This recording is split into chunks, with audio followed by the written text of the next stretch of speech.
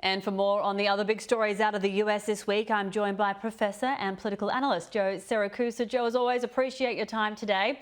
Now, look, the Israel-Gaza conflict dominated headlines this week. The US president had a rather quiet behind-the-scenes push for a ceasefire.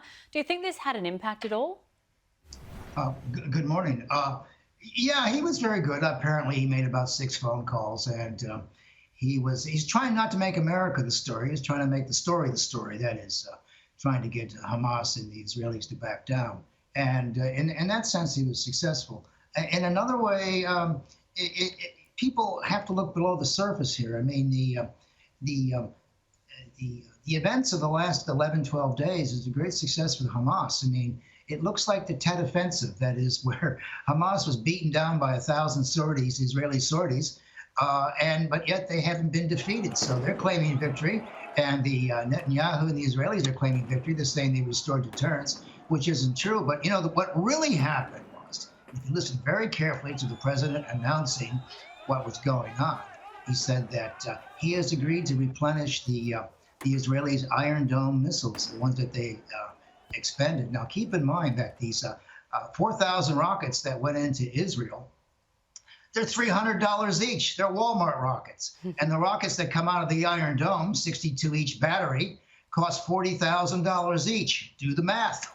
the Israelis are outspending these people 20 to 1 to try to defeat them, and they haven't defeated them, as a matter of fact. And so, you know, it's a great victory for Hamas. They have been able to actually defeat also the Palestinian Authority, which had no say in the matter, though the president tended to deal with them because he doesn't deal with a terrorist organization. So, you know, we're looking at the Tet Offensive. What I mean by that is we've reached a point where the Israelis know they can't really defeat these people unless they kill everybody, and they're not going to do that.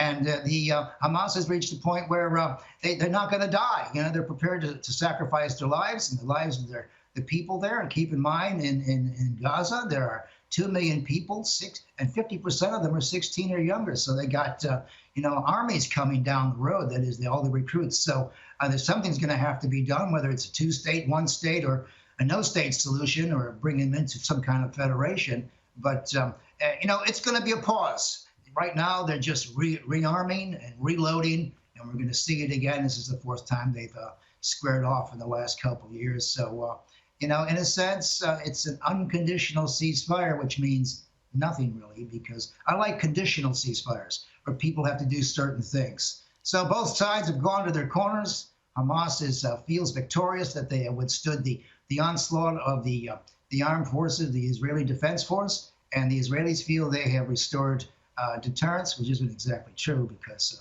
they haven't destroyed the Hamas's leadership. They haven't destroyed where they're getting these weapons, most of which are being financed by Qatar and by Iran and places like that. So the plot thickens, and the issue is going to be the issue for a long time now. I think I definitely agree with you there, Joe. A conditional ceasefire, that's for sure. Look, also this week, we saw the first high-level talks between the US and Russia since Joe Biden became president. Yeah, this is very refreshing. They talked on the sidelines of the Arctic Council meeting, which probably no one in the world has ever heard of. It's about what's going to happen to the polar caps, as a matter of fact. And everyone's interested in the minerals in that neck of the woods and the Russian militarization. Anyway, Sergei Lavrov and Tony Blinken, the Secretary of State, have talked about identifying the problems that provide obstacles to their relationship. And I think the American-Russian security relationship is very important. That's a security dialogue, because together they possess 90% of the world's nuclear weapons. I mean, we could talk about China as a competitor, but Russia is the only nation on earth can make America disappear overnight. So I think that's an important dialogue. And they have an important discussions about Eastern Europe, the Baltic states. And, you know, does Biden want to continue to make these people an opponent? And so, and the Russians are drawing closer to the Chinese, only in a tactical sense, because they'd still be at loggerheads. They got a 6,000-mile border between them. So I think it's heartening to know that diplomacy is playing a role in restoring the security dialogue. No, they're not going to agree on everything, but they can agree on global climate change, vaccine diplomacy, and finally put a cap on cybersecurity. Good to see there's some agreements there, Joe. And look, just finally, Prince Harry has been criticised after saying he doesn't understand the First Amendment. What are your thoughts on this? Well, I mean, this is the kettle calling the pot black. I mean, Harry's whole life has been under the microscope.